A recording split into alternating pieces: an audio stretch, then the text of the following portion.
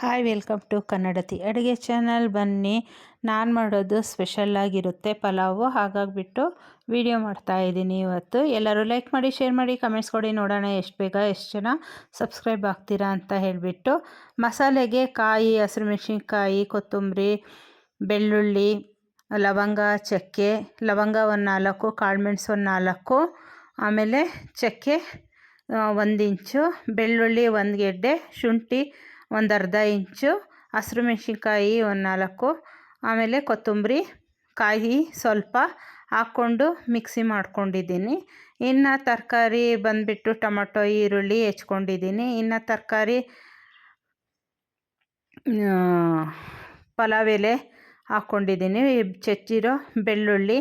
ತರಕಾರಿ ಬಟಾಣಿ, ಆಲೂಗೆಡ್ಡೆ, ಬೀನ್ಸು, ಕ್ಯಾರೆಟು ತೊಗೊಂಡಿದ್ದೀನಿ.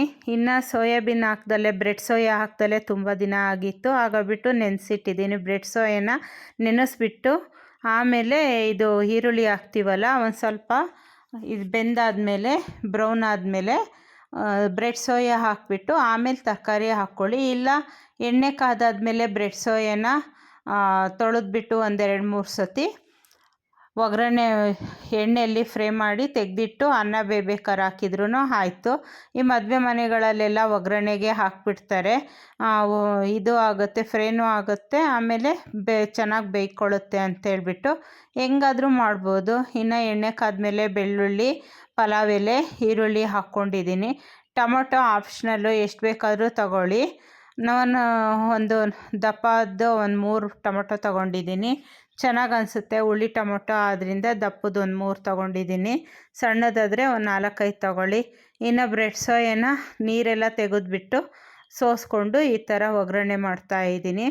ಸೂಪರಾಗಿರುತ್ತೆ. ಈ ಥರ ಪಲಾವ್ ಮಾಡಿ ನೋಡಿ. ಮಕ್ಕಳು ಅಂತೂ ತುಂಬ ಖುಷಿಯಾಗಿ ತಿಂತಾರೆ. ಅನ್ನ ಸಾರು ಅಂದರೆ ಒಂಚೂರು ಮಕ್ಕಳಿಗೆಲ್ಲ ಬೇಜಾರು. ತರಕಾರಿ ತುಂಬ ಹಾಕೋಕ್ಕೆ ಹೋಗಬೇಡಿ, ಸ್ವಲ್ಪ ಹಾಕಿ, ಆವಾಗ ಅವರಿಗೂ ಖುಷಿ ಆಗುತ್ತೆ. ಬಾಯಿಗೆ ಬರೀ ತರಕಾರಿ ಸಿಗ್ತಾಯಿದ್ರೆ ತಿನ್ನೋಕ್ಕೆ ಮಕ್ಕಳಿಗೂ ಬೇಜಾರು. ಸೊ ಹೋಗ್ಬಿಟ್ಟು ಸ್ವಲ್ಪ ತರಕಾರಿ ಹಾಕ್ಕೊಳ್ಳಿ. ಏನು ಬೇಕಾದರೂ ಹಾಕ್ಬೋದು. ಹೂಕೋಸು, ನವಿಲುಕೋಸು, ಆಮೇಲೆ ಬೀನ್ಸು, ಕ್ಯಾರೆಟು ಎಲ್ಲ ಹಾಕ್ಕೋಬೋದು.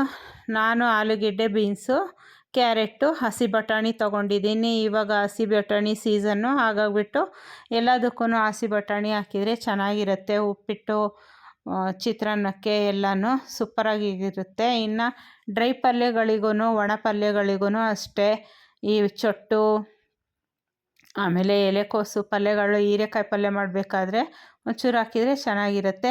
ರುಚಿಗೆ ತಕ್ಕಷ್ಟು ಉಪ್ಪು, ಅರಿಶಿನ ಪುಡಿ, ಧನಿಯಾ ಪುಡಿ ತೊಗೊಳ್ಳಿ. ನಿಮಗೆ ಮಸಾಲೆ ಮಾಡೋಕ್ಕಾಗಲಿಲ್ಲ ಅಂದರೆ ಪಲಾವ್ ಪೌಡ್ರ್ ಬರುತ್ತಲ್ಲ, ಅದು ಹಾಕ್ಕೊಂಡ್ರೂ ಸೂಪರಾಗಿರುತ್ತೆ. MTR ಪಲಾವ್ ಪೌಡ್ರಂತೂ ಸೂಪರಾಗಿರುತ್ತೆ. GRB ಅವ್ರದ್ದು ಚೆನ್ನಾಗಿರುತ್ತೆ. ಯಾವುದು ಇಷ್ಟ ಆಗುತ್ತೆ ಅದು ಮಾಡ್ಕೊಳ್ಳಿ. ಇಲ್ಲಾಂದರೆ ಪಲಾವ್ ಪೌಡ್ರ್ ಮಾಡಿಟ್ಕೊಂಡ್ರೂ ಆಯಿತು. ಸ್ವಲ್ಪ ಅರಿಶಿನ ಹಾಕ್ಕೊಂಡು 1 ಸ್ಪೂನು ಧನಿಯಾ ಪುಡಿ ಹಾಕ್ಕೊಂಡಿದ್ದೀನಿ. ಕೊತ್ತಂಬರಿ ಸೊಪ್ಪನ್ನು ಹಾಕಿದ್ದೀನಲ್ಲ ಮಸಾಲೆಗೆ, ಹಾಗಾಗ್ಬಿಟ್ಟು ಒಂಚೂರು ಧನಿಯಾ ಪೌಡ್ರು ಹಾಕ್ಕೊಂಡೆ. ಆಪ್ಷನಲ್ಲು, ಬೇಕು ಅಂದರೆ ಹಾಕ್ಕೊಳ್ಳಿ, ಬೇಡ ಅಂದರೆ ಬೇಡ. ಸೂಪರಾಗಿರುತ್ತೆ. ಎಲ್ಲ ಫ್ರೈ ಮಾಡಿಕೊಂಡು ಆದಮೇಲೆ ಟೊಮಟೊ ಹಾಕಿಬಿಟ್ಟು ಮಸಾಲೆ ಹಾಕ್ಕೊಳ್ಳಿ. ಫಸ್ಟೇ ಮಸಾಲೆ ಹಾಕಿ ಆಮೇಲೆ ಟೊಮಟೊ ಹಾಕಬೇಡಿ, ಯಾಕಂದರೆ ಟೊಮಟೊ ಬೇಯೋದಿಲ್ಲ. ಹಾಗಾಗ್ಬಿಟ್ಟು ಟೊಮಟೊ ಹಾಕ್ಕೊಳ್ಳಿ. ಮೊಸರು, ಲಿಂಬೆಹಣ್ಣು ಹಾಕಿದರೆ ಸೇಮು ವೆಜ್ ಬಿರಿಯಾನಿ ಆಗುತ್ತೆ. ಬಾಸುಮತಿ ರೈಸಲ್ಲಿ ಮಾಡೋದಾದರೆ ಮಾಡ್ಬೋದು, ಇಲ್ಲ ಮಾಮೂಲಿ ಜೀರಾ ರೈಸು, ಸೋನಾ ಮಸೂರಿಲೂ ಮಾಡ್ಬೋದು. ಟೇಸ್ಟ್ ಅಂತೂ ಸೂಪರಾಗಿರುತ್ತೆ. ನಾನು ಇಲ್ಲಿ 1-2 ಪಾವಿಗೆ ಮಾಡ್ತಾಯಿದ್ದೀನಿ, ಬೆಳಿಗ್ಗೆ ಮಧ್ಯಾಹ್ನಕ್ಕೆ ಆಗುತ್ತೆ ಅಂತ ಹೇಳ್ಬಿಟ್ಟು. ನಮ್ಮನೇಲಿ ಏನು ಮಾಡೋದು ಸಿಂಪಲ್ಲಾಗಿ ಒಂಚೂರು ಪಲಾವ್ ಮಾಡಿಬಿಡಿ ಅಂತ ಹೇಳಿದ್ರು. ಬಟಾಣಿ ಹಾಕಿ, ಹೆಂಗಿದ್ರು ತರಕಾರಿ ಇದೆಯಲ್ಲ ಅಂತ ಹೇಳ್ಬಿಟ್ಟು ತರಕಾರಿ ಎಲ್ಲ ಹಾಕ್ಕೊಂಡೆ ಮಾಡ್ತಾಯಿದ್ದೀನಿ. ಬೆಳ್ಳುಳ್ಳಿನೂ ಅಷ್ಟೇ ನೋಡ್ಕೊಂಡು ಹಾಕ್ಕೊಳ್ಳಿ. ದಪ್ಪ ಬೆಳ್ಳುಳ್ಳಿ ಆದರೆ ಒಂಚೂರು ಕಹಿ ಬರುತ್ತೆ. ನಾಟಿ ಬೆಳ್ಳುಳ್ಳಿ ಆದರೆ ಸಣ್ಣದು, ಈ ಜವಾರಿ ಬೆಳ್ಳುಳ್ಳಿ ಅಂತಾರೆ, ಅದಾದರೆ ರುಚಿ ಬರುತ್ತೆ, ಘಾಟ್ ಚೆನ್ನಾಗಿ ಅನಿಸುತ್ತೆ. ಈರುಳ್ಳಿನೂ ಅಷ್ಟೇ 1 ಹಾಕ್ಕೊಳ್ಳಿ, ಯಾಕಂದರೆ ತುಂಬ ತರಕಾರಿಗಳಾದರೆ ಹೇಳಿದ್ನೆಲ್ಲ ಮಕ್ಕಳು ತಿನ್ನೋಕ್ಕೆ ಒಂಚೂರು ಯೋಚನೆ ಮಾಡ್ತಾರೆ. ಸ್ವಲ್ಪ ತರಕಾರಿ ಆದರೆ ಖುಷಿಯಿಂದ ತಿಂತಾರೆ. ಇನ್ನು ನಮ್ಮ ಚಿಕ್ಕಮಂಗ್ಳೂರಲ್ಲಿ ಅಮ್ಮಂದ್ರಿಗೋಸ್ಕರನೇ ಡ್ಯಾನ್ಸ್ದು ಝೀ ಕನ್ನಡದ್ದು ಆಡಿಷನ್ ನಡೀತಾ ಇದೆ. ಯಾರ್ಯಾರು ಇಷ್ಟ ಇದೆ ಅವರೆಲ್ಲ ಹೋಗಿ ಬರ್ಬೋದು 31ನೇ ತಾರೀಕು. ಆಲ್ಮೋಸ್ಟು ಈ ವಿಡಿಯೋ ಬರೋ ತನಕ ಮುಗ್ದೋಗಿರುತ್ತೆ ಅನಿಸುತ್ತೆ ಆಡಿಷನ್ನು. ನಿನ್ನೆನೇ ಹಾಕೋಣ ಅಂದ್ಕೊಂಡೆ, ಏನೇನೋ ಕೆಲಸ ಆಗೋಗ್ಬಿಟ್ಟು ವಿಡಿಯೋ ಹಾಕೋಕ್ಕಾಗಲಿಲ್ಲ. ಯಾರಿಗೆಲ್ಲ ಡ್ಯಾನ್ಸ್ ಬರುತ್ತೆ ಅವರು ಹೋಗಿಬಿಟ್ಟು ಡ್ಯಾನ್ಸ್ ಮಾಡಿ ಸೆಲೆಕ್ಟಾಗಿ ಬನ್ನಿ. ಎಲ್ಲರಿಗೂ ಆಲ್ ದ ಬೆಸ್ಟ್. ಇನ್ನು ಈ ಥರ ಒಂದು ಕುದಿ ಬಂದಮೇಲೆ ಎಲ್ಲ ಬೆಂದಾದಮೇಲೆ ಹಾಗೇ ನೀರು ಅಕ್ಕಿ ಹಾಕ್ಕೊಂಬಿಟ್ಟು ಒಂದೆರಡು ಕುದಿ ಬಂದಮೇಲೆ ವಿಷಲ್ ಮಾಡಿಬಿಟ್ಟು ತೆಗೆದಿಡಿ. ಯಾಕಂದರೆ ವಿಷಲ್ ಕುದಿಯೋಕ್ಕಿಂತ ಮುಂಚೆನೇ ಮುಚ್ಚಳಿಕೆ ಹಾಕಬೇಡಿ, ಪಲಾವೆಲ್ಲ ಸೀದೋಗ್ಬಿಡುತ್ತೆ. ಏನೇ ಅರ್ಜೆಂಟ್ ಇದ್ರೂ ಒಂದೆರಡು ಕುದಿ ಬಂದಮೇಲೆ ವಿಷಲ್ಗೆ ಹಾಕಿ, ಇಲ್ಲಾಂದರೆ ತಳ ಹಿಡಿಯುತ್ತೆ, ಸುಮ್ಮನೆ ವೇಸ್ಟ್ ಆಗುತ್ತೆ, ತಿನ್ನೋಕ್ಕೂ ಚೆನ್ನಾಗಿ ಅನಿಸೋದಿಲ್ಲ, ಸೀದಿದ ವಾಸನೆ ಆಗುತ್ತೆ. ನಾನು ಮೊದಲೆಲ್ಲ ಹಾಗೆ ಮಾಡ್ತಿದ್ದೆ, ತಳ ಹಿಡಿಯೋದು, ಆಮೇಲೆ ಒಂದೆರಡು ಕುದಿ ಆದಮೇಲೆ ವಿಷಲ್ ಹೊಡಿಸ್ತೀನಿ. ಹಾಗಾಗ್ಬಿಟ್ಟು ಚೆನ್ನಾಗಿ ಬರುತ್ತೆ, ಘಮನೂ ಚೆನ್ನಾಗಿರುತ್ತೆ, ಸೂಪರಾಗುತ್ತೆ. ಉಪ್ಪು ಖಾರ ನೋಡ್ಕೊಳ್ಳಿ, ಖಾರ ಕಮ್ಮಿ ಆದರೆ ಒಂಚೂರು ಇದು ಮಾಡ್ಕೊಳ್ಳಿ, ಖಾರದ ಪುಡಿ ಹಾಕ್ಕೊಳ್ಳಿ.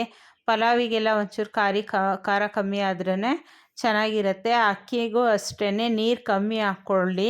2 ಲೋಟಕ್ಕೆ 4 ಲೋಟ ನೀರು, 1 ಲೋಟಕ್ಕೆ 2 ಲೋಟ ಬದಲು 1 ಲೋಟಕ್ಕೆ 3 ಲೋಟ ನೀರು ಹಾಕ್ಕೊಳ್ಳಿ. ಯಾಕಂದರೆ ಮಸಾಲೆದೆಲ್ಲ ಇರುತ್ತಲ್ಲ, ಸೊ ಹಾಗಾಗಿ ಉದಿದ್ರು ಬೇಕು ಅಂದರೆ ಕಮ್ಮಿ ನೀರು ಹಾಕ್ಕೊಳ್ಳಿ, ಗಂಜಿ ಥರ ಬೇಕು ಅಂದರೆ ಒಂಚೂರು ಜಾಸ್ತಿ ನೀರು ಹಾಕ್ಕೊಳ್ಳಿ.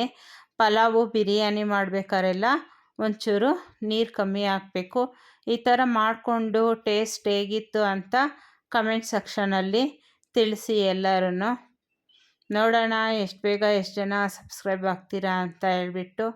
ಟೇಸ್ಟ್ ಅಂತೂ ಸೂಪರಾಗಿರುತ್ತೆ. ಲಾಸ್ಟಿಗೆ ಬೇಕಾದರೆ ತುಪ್ಪ ಹಾಕ್ಕೊಳ್ಳಿ. ನಮ್ಮ ಮನೇಲಿ ಒಂಚೂರು ತುಪ್ಪ ಕಮ್ಮಿ ಆಗೋಗ್ಬಿಟ್ಟು ನಾನು ತುಪ್ಪನ ಯೂಸ್ ಮಾಡೋದಿಲ್ಲ. ಇನ್ನು ವಿಷಲ್ ಬಂದಮೇಲೆಗೆ ಎಲ್ಲರಿಗೂ ಸರ್ವ್ ಮಾಡಿದ್ದಾಯಿತು. 1-2 ಕುದಿ ಬಂದಮೇಲೆ ಹೇಳಿದ್ನಲ್ಲ, ವಿಷಲ್ ಮಾಡಿಬಿಟ್ಟು ತೆಗೀರಿ. ಹಿಂಗೆ 2 ಕುದಿ ಆಗಬೇಕು, ಆವಾಗ ವಿಷಲ್ ಮಾಡಿಬಿಟ್ಟು ತೆಗೀರಿ, ಚೆನ್ನಾಗಾಗತ್ತೆ. ವಿಷಲ್ ನೋಡ್ಕೊಳ್ಳಿ ನಿಮ್ಮ ಕುಕ್ಕರ್ಗಳಿಗೆ ಎಷ್ಟಾಗತ್ತೆ ಅಂತ. ಎಲ್ಲರಿಗೂ ಬಾಯ್.